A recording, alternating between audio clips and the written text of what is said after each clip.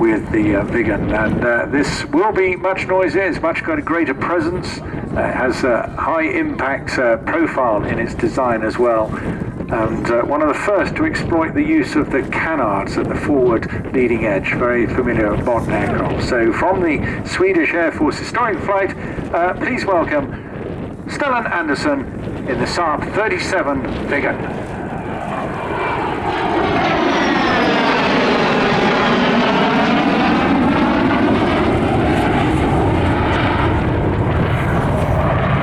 Making a fairly gentle appearance into the circuit there. Several variants of this aircraft produced, performing the roles of all-weather fighter interceptor, ground attack and photo reconnaissance, as well, of course, as a two-seat trainer.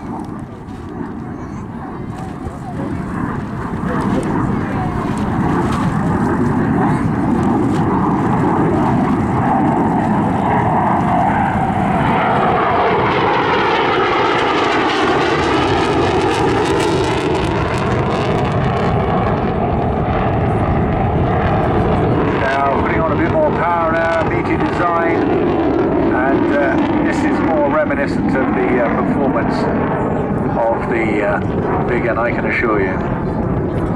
Initially developed as a replacement for the SAAB 32 Lansen in the attack role and the Draken as a fighter.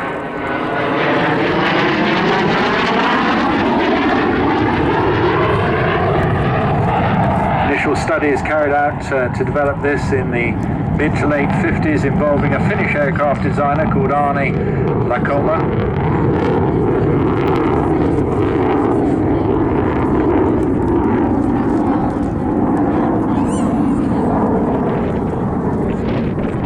Here the robust performance there.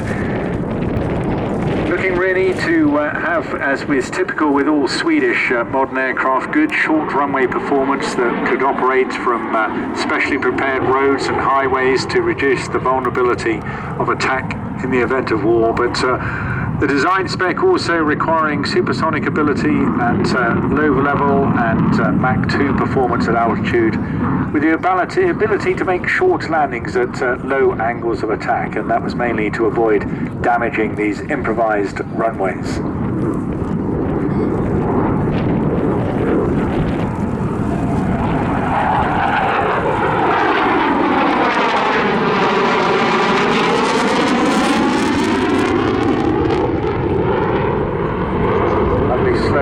Roll there from Stellan, and a good opportunity for you to get a real close eye on this. And you can see what was at the time a radical configuration, a conventional delta wing, but with a small high-set canard on the foreplane.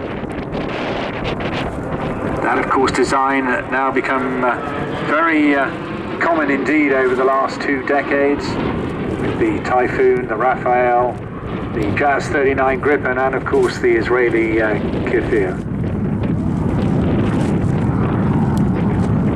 Mainly added though for its agility. We'll see that again with the Typhoon, taking it another generation forward in the design envelope.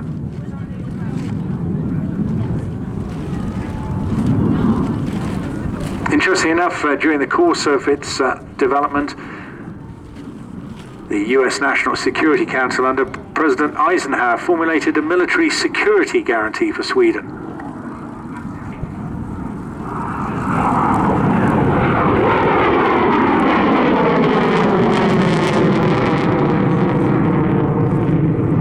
As a result of that deal and signing a technology agreement, it gave the Swedes access to advanced US aeronautical technology, which made it possible to take the design of this aircraft forward and develop it much faster and cheaper than would have been otherwise if they would had to have worked alone. The power there you hear coming from a single Volvo RM8 turbofan, essentially a license-built variant of a Pratt & Whitney JT8D engine, with the addition of an afterburner for the Viggen.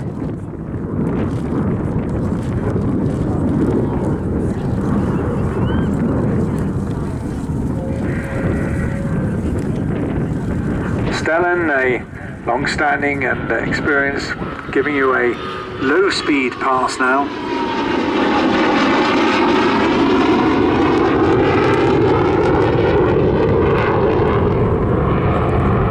Joined the Air Force in Sweden in 1969. Has been displaying this aircraft for at least 15 years now.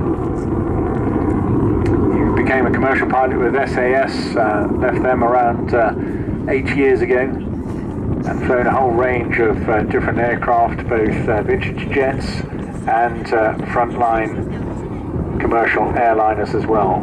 Well over 12,000 hours to his credit now, and been flying vintage aircraft alongside the others, not just jets, but many other aircraft as well, including the one we saw before.